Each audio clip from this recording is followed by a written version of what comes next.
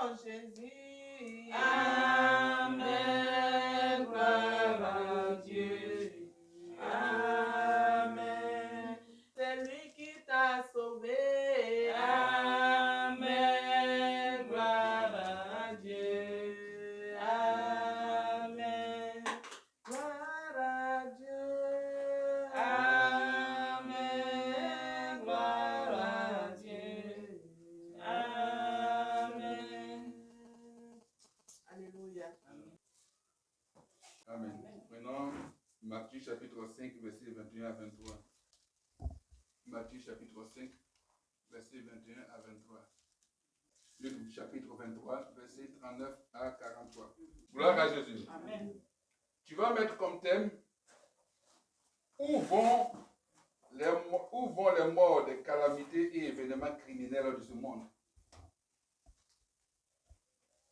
Thème où vont les morts des calamités et événements criminels de ce monde. Dans le dictionnaire, calamité, c'est un malheur public qui se répand sur une contrée, sur une ville. C'est une catastrophe, désastre, les fléaux, non pas des calamités. Donc, où vont ces morts? Alors, on a parcouru des passages, 3 passages, dans ce que nous dira Matthieu. Traiter méchamment ou avoir du mépris pour quelqu'un jusqu'à vouloir sa mort et le tuer te conduit à l'enfer. Voilà. Maintenant, toutes ces personnes mortes par la faute des guerres, des calamités, des événements meurtriers, crimes, suicides, enlèvements, assassinats, tueries, terrorisme, etc. se dirigent après le sécuritaire ou après leur mort, pour parler comme ça, si elles n'ont pas connu Christ en ce moment. La question. Et on verra plus loin, dans Luc 23, le paradis, ou le ciel, ils disent au ciel, mais le paradis désigne la présence de Dieu. Alléluia. Et les paroles de Jésus enseignent qu'après la mort, ceux qui sont sauvés se rendent immédiatement dans la présence de Jésus au ciel. Alléluia. Voilà.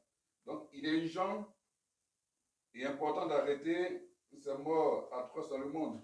Donc, dans ce que nous voyons, parce que je dis, Seigneur, toutes ces morts, toutes ces personnes mortes, quand on retrouve, quand il y a des guerres, on tue plusieurs personnes, ou bien quand on lance des bombes, ça tombe sur des personnes. On parle bien sûr dans des d'armes nucléaires ou autres. Bon, prie Dieu qu'on n'arrive pas à ce stade. Mais les catastrophes, les inondations ou autres, les accidents, on fait s'en parler. Et quand je campais sur la voie, il prenait l'axe Divo Abidjan passant par Salé, il y a des accidents.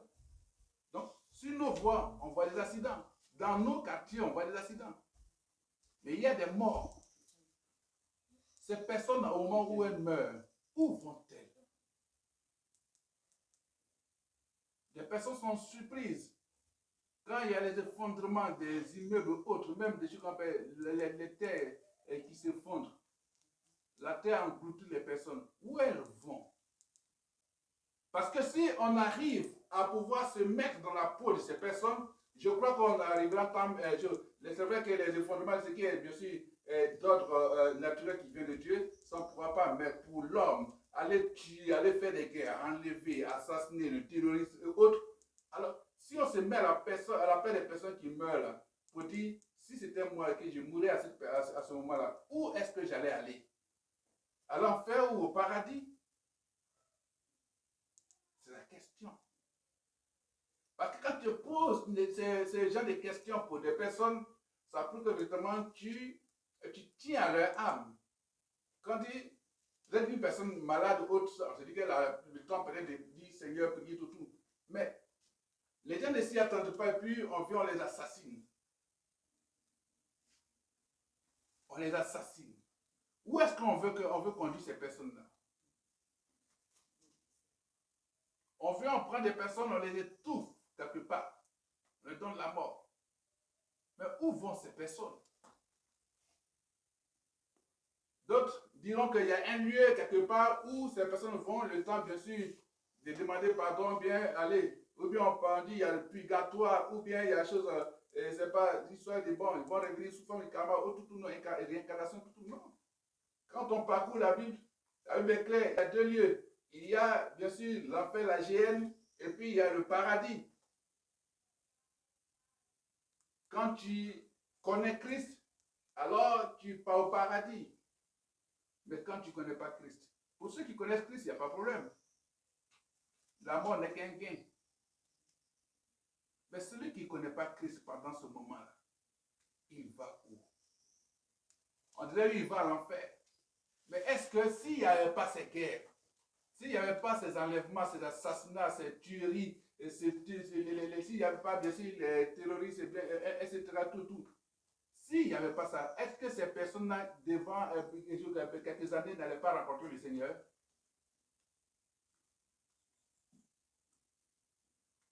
Par la faute des hommes ne vont pas gagner le ciel.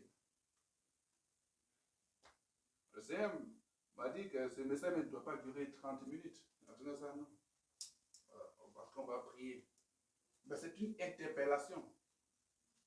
Pour que l'humain, les humains que nous sommes, puissions cultiver l'amour du prochain. Tu ne tueras point. Mais d'autres préfèrent tuer pour assouvir leur pouvoir. Il faut qu'on parte tuer. Il faut qu'on parte égorger. Par votre faute, d'autres personnes vont à l'enfer parce que vous qui avez tué, vous partez à l'enfer. Bon, je dis, qu'on fait durer le temps de me confesser. Quand tu te confesses que tu retrouves au paradis, si Dieu le permet, et quand tu vas voir quelqu'un d'autre que tu as fait partir à l'enfer, au ciel, oui, il n'y a plus de remords. Mais je suis en train de toucher la mémoire pour que les choses s'arrêtent. Pendant toute cette semaine, le Seigneur me dit, ceux qui meurent dans les calamités, où vont-ils?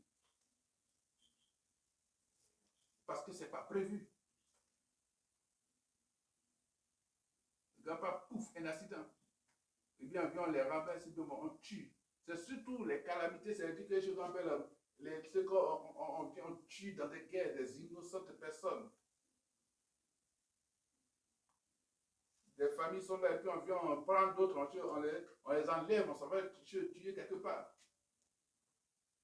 Non.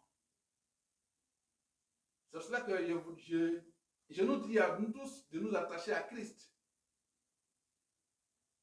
Alléluia. Parce qu'on dit on ne sait l'heure ni le jour qu'il va venir. Le bandit à la croix a été sauvé, il est parti au paradis. Ces temps-ci, nous sommes bien sûr dans une période où la mort. Et ça va s'accroître quand on va rentrer dans l'année suivante. Ou encore des personnes en année électorale. Alors là, des crimes seront commis n'importe comment. Mais où vont ces morts? Acceptons Christ. Aimons Jésus. Réconcilions-nous avec lui. Le paradis, c'est pour nous. Alléluia. Nous ne sommes pas faits pour aller à l'enfer. Nous sommes faits pour aller au paradis avec lui, pour être dans la présence de Jésus. Vous qui tuez, donnez aussi le temps à d'autres personnes, de donner le temps à ces personnes de pouvoir se réconcilier avec le Seigneur. Mission enleveur d'hommes, mission terrorisme, mission tueur, mission seigneur de guerre. Non. Mission payée pour être effaceur.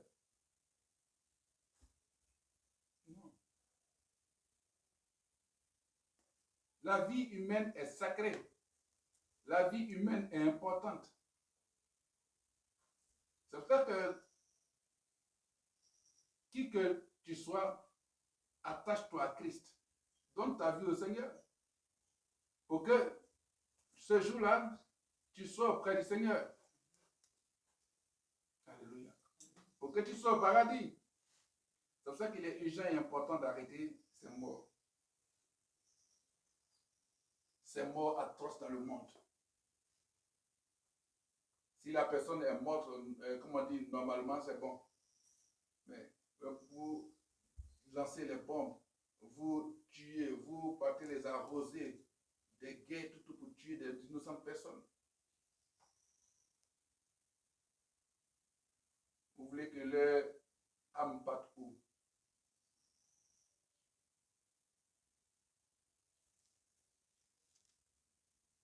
Dans notre pays, je parle bien sûr de la Côte d'Ivoire, cultivons beaucoup l'amour de Dieu. Alléluia. Et l'amour de Dieu, celui de Jésus-Christ, parce qu'il ne faut pas se cacher derrière le nom Dieu pour faire n'importe quoi. Dieu, Dieu, Dieu, non. Il faut dire Jésus-Christ. Jésus-Christ, c'est amour. Afin que chacun puisse avoir le temps d'aller au paradis. Alléluia. Il faut que nous cultivons cela. C'est une exhortation pour nous. Mais en même temps, un message à ces personnes-là, afin qu'elles arrêtent les barbaries.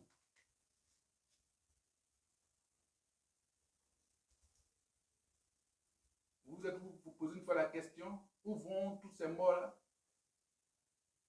On dit, après le paradis, en fait, ça n'existe pas.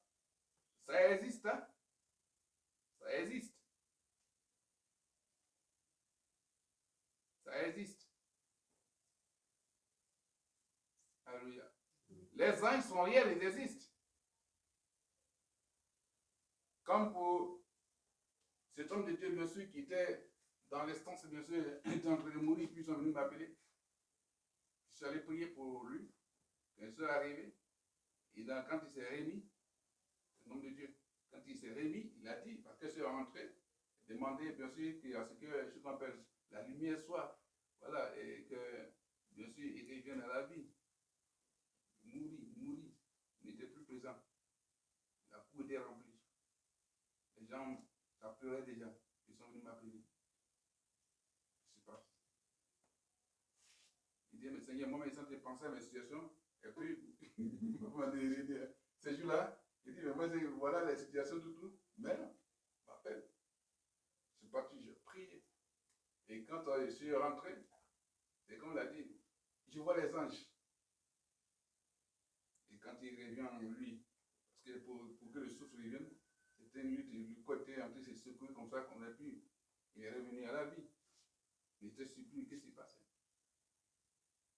Et là, il a dit qu'il a vu qu'il était dans une caisse. Puis les gens le transportaient par terre, bien sûr. Puis les anges ont bloqué le chemin. Ça, c'est au moment où je suis entré. Des anges ont bloqué le chemin pour dire, vous partez où? On est parti avec lui. Ils disent, il n'y a pas dans la caisse. Ils disent, non, il n'y a rien. Ils disent, ouvrez les anges ont donné qu'ils ouvrent. Quand ils ont ouvert, et puis, il est sorti, c'est là, il a vu les anges, il a lumière. Il a dit, ta mission n'est pas encore finie. Et moi, c'était une joie parce que Dieu lui a dit, sa mission n'est pas encore finie. C'est pour ça que quand nous disons aux uns aux autres, ce n'est pas tous les hommes de Dieu avec lesquels on joue. On peut peut-être ne pas paraître juste devant vous, mais Dieu a grillé son serviteur. J'étais là, je suis venu dans mon épouse, on dit gloire à Dieu. Il dit, ah Seigneur, tu ne m'as pas encore abandonné. Donc, ce qu'il a vu, c'est pas bon, son témoin, parce que lui, il a vécu pour dire que, parce qu'il partait. Et puis les anges ont bloqué pour dire que oui, il y a la route du paradis, il y a la route de l'enfer.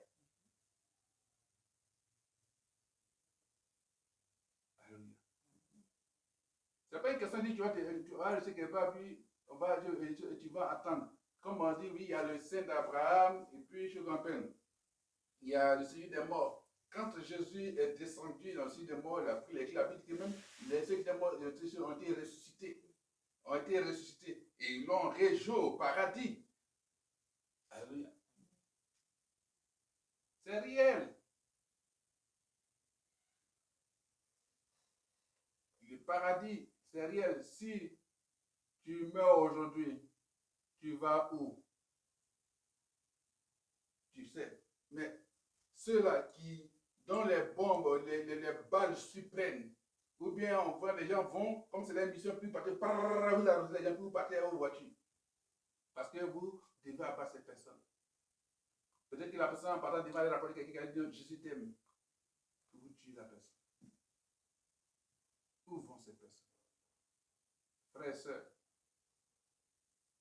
Et comme je sais qu'on le suit partout dans le monde, parce qu'il y a des pays même, je ne connais pas où c'est suivi, il est important de donner nos vies à Christ, de nous attacher au Seigneur Jésus-Christ.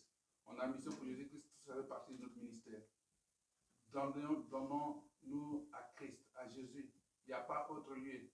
Voilà, c'est lui ce qui peut te sauver. C'est lui ce qui peut te sauver. Donc, toutes ces personnes qui tuent aujourd'hui, donnez vos vies à Christ. Si quelqu'un te dit va tuer, il faut dire je ne tue pas. Il faut dire je ne tue pas. Alléluia. C'est pour ça que nous allons prier pour que Dieu fasse grâce, bien sûr, à ce monde pour que la paix soit.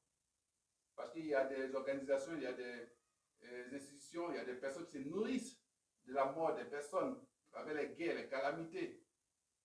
Mais la question, où vont ces morts-là?